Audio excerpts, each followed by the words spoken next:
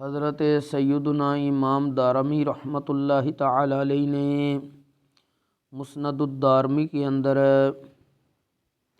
حضرت سیدنا عبداللہ بن عمر رضی اللہ تعالی عنہ آپ کو روایت کیتا ہے کہ بے شک رسول اکرم صلی اللہ علیہ وآلہ وسلم مر بمجلسین فی مسجدہ، آپ دا گزر دو مجلساں تو ہویا جڑیاں آپ دی مسجد وچ قائم سن۔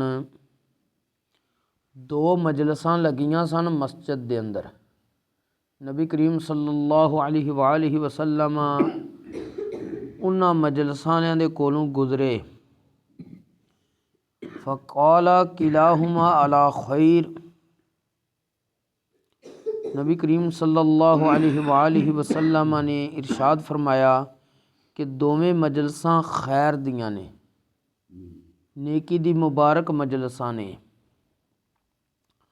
وَأَحَدُهُمَا أَفْضَلُ مِنْ صَاحِبِهِ، اور انہاں وچوں ایک مجلس دوسری مجلس نالوں افضل ہے۔ ایک مجلس دوسری مجلس نالوں افضل ہے۔ نبی کریم صلی اللہ علیہ وآلہ وسلم نے ایک مجلس دی طرف اشارہ کردے ہوئے فرمایا، اما ہؤلاء فیدعون اللہ ویرغبون الیہ، کہ اے لوگ اللہ تبارک و تعالیٰ کو دعا کردے نے اور مناجات دے اندر مصروف نے۔ فَإِن شَاءَ أَعْطَاهُمْ وَإِن شَاءَ مَنَعَهُمْ، اگر اللہ تبارک و تعالیٰ چاہے تو انہاں نو عطا فرما دے، اور اگر چاہے تو انہاں کولوں روک لوے، انہاں نو عطا نہ فرمائے، کیونکہ اللہ تبارک و تعالیٰ دی ذات مالک مختار ہے۔ اور دوسری مجلس کی طرف اشارہ کردے ہوئے ارشاد فرمایا، وَأَمَّا هَؤُلَاءِ فَيَتَعَلَّمُونَ الْفِقْهَ وَالْعِلْمَ وَيُعَلِّمُونَ الْجَاهِلَ فَهُمْ أَفْضَلُ۔ یہ جڑی دوجی مجلس ہے، یہ او لوگ نے جڑے علم دین حاصل کردے نے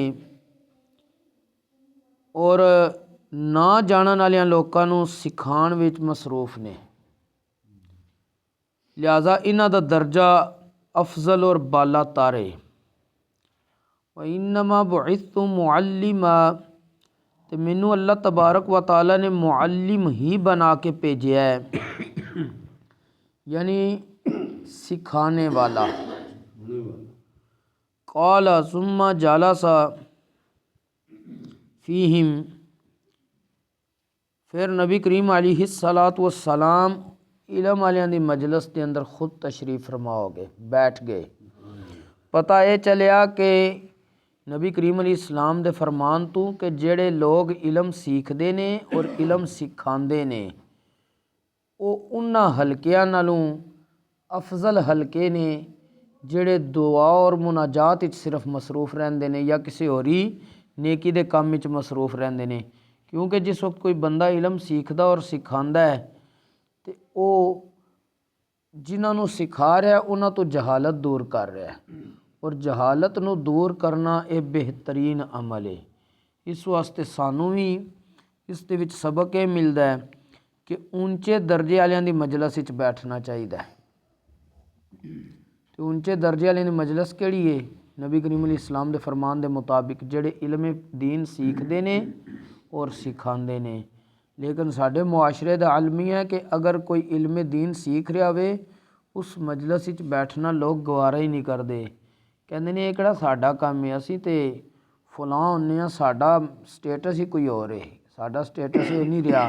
حالانکہ بندیاں نوں اس چیز دا علم ہی نہیں ہے کہ اے دین اسلام تمام دیناں تو افضل اور اعلی ہے اور غالب ہے۔ نبی کریم علیہ الصلاۃ والسلام نے ارشاد فرمایا، اس دی رات بھی دن دی طرح روشن ہے۔ یہ دین او دین ہے جدی رات بھی دن دی طرح روشن ہے۔ مطلب ہے کہ ادھا ہر حکم واضح وے، ہر معاملے چ رہنمائی فرماندا ہے۔ اور نبی کریم علیہ الصلاۃ والسلام نو اللہ تبارک و تعالیٰ نے ختم نبوت دا تاج پہنایا ہے کہ آپ تو بعد کوئی نبی کوئی رسول کسے صورت وچ بھی نہیں آ سکتا، نہ ہی آپ دی امت تو بعد کوئی امت آمنی ہے، نہ ہی آپ دے لیائے دین تو بعد کوئی دین نواں آمنا ہے۔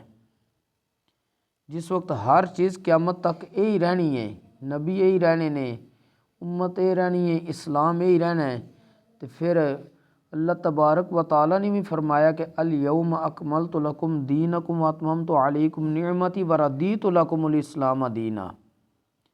ورضیت لکم الاسلام دینا دا مطلب ہے کہ میں تواڈے واسطے جڑا دین پسند کیتا دا نام اسلام ہے۔ جیڑی شاہ رب پسند کرے اسی اس نو عملاً پیچھا چھوڑ دئیے، پھر حماقت تو سوا کچھ بھی نہیں کیا جا سکتا۔